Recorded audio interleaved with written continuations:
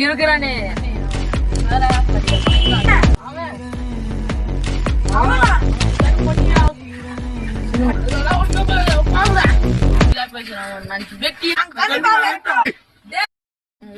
சொன்ன யாரா வெட்டது வெட்டுவீங்களா டே 2டா டே 3 கூட அவன முடிச்சு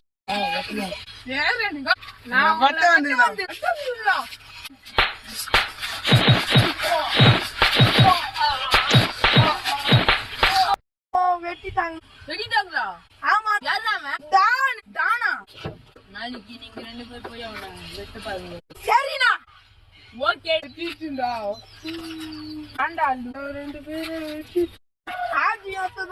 வெட்டிட்டாங்க.